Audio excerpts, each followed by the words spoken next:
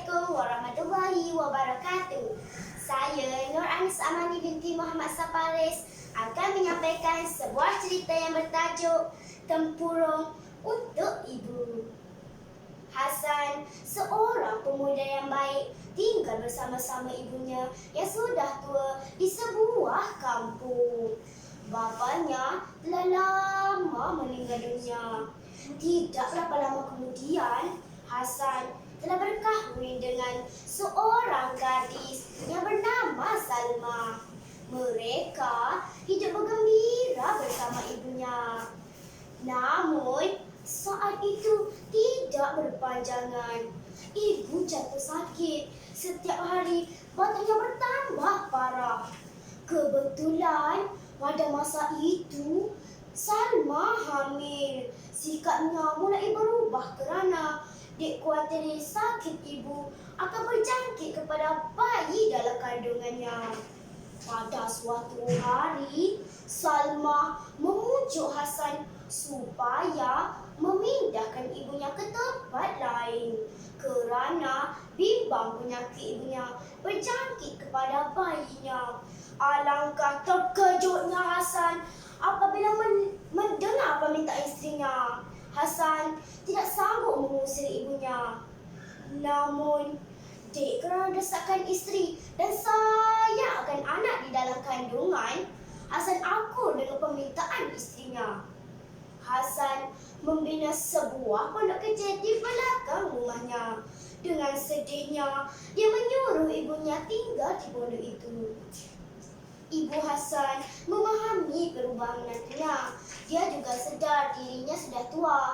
Dengan rela hati, ibunya berpindah ke pondok kecil itu. Pada mulanya, Hasan menyediakan semua keperluan kepada ibunya.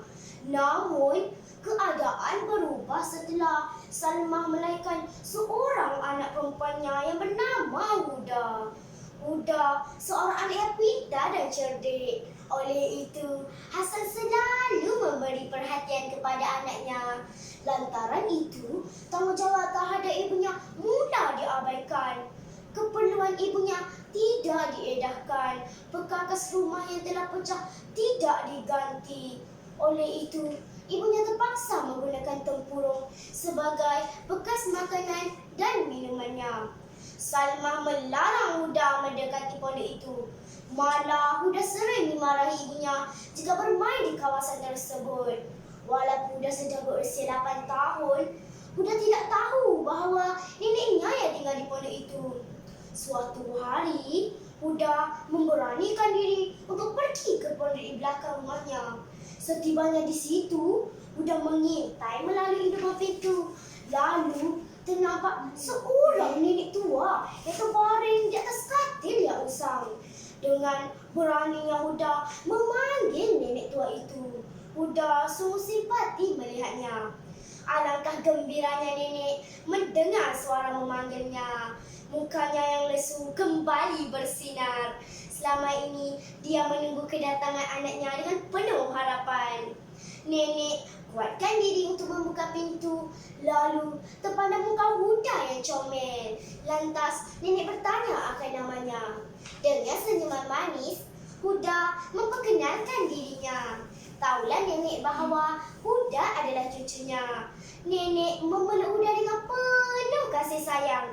Air mata kegembiraan membasahi pipinya. Huda kehairangan.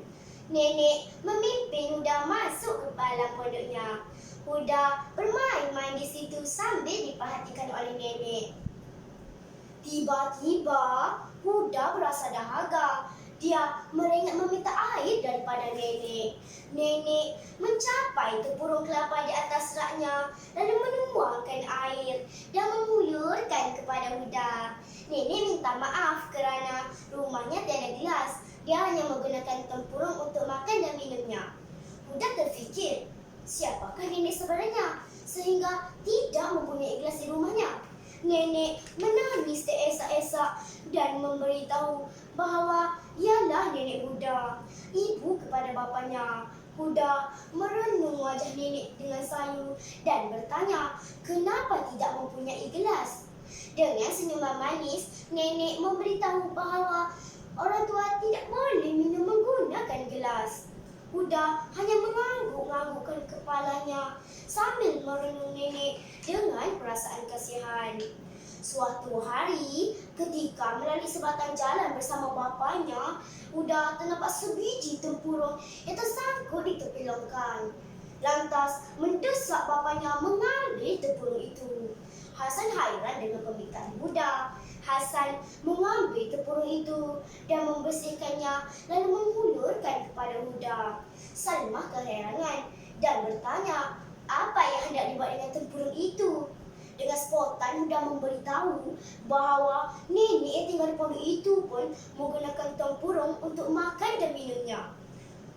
Bila Huda sudah besar nanti, Huda juga akan memberikan tempurung dan membuat sebuah pondok untuk ibunya. Salma dan Hasan tersentak mendengar penjelasan anaknya. Hasan insaf dan tidak mahu menjadi anak derhaka. Hasan dan isterinya segera pulang. Hasan membuat keputusan untuk menemui ibunya untuk meminta maaf atas kesilapannya. Salma memujuk ibu mertuanya untuk tinggal bersama-sama mereka. Alangkah gembiranya hati si ibu. Lidahnya tidak henti-henti melafazkan kesyukuran kepada Ilahi. Lantas memeluk cucu yang amat disayangi. Hasan mengobati penyakit ibunya sehingga sembuh. Demikianlah kisah seorang anak kecil yang menyedarkan ibunya supaya melayani ibu mertuanya dengan baik. Dia juga menyedarkan bapanya yang selama ini mengabaikan tanggungjawab terhadap ibunya sendiri. Nilai murni dapat dipetik daripada cerita tadi ialah: pertama, kita hendaklah menjadi anak yang baik. Jangan derhaka kepada ibu bapa kerana balasan Allah Subhanahu Wa Taala amat pedih. Kedua, menyesal dahulu pendapatan, menyesal kemudian tidak berguna. Ketiga, kita hendaklah menimah jiwa anak-anak dengan didikan agama supaya menjadi anak yang soleh. Sekian, terima kasih.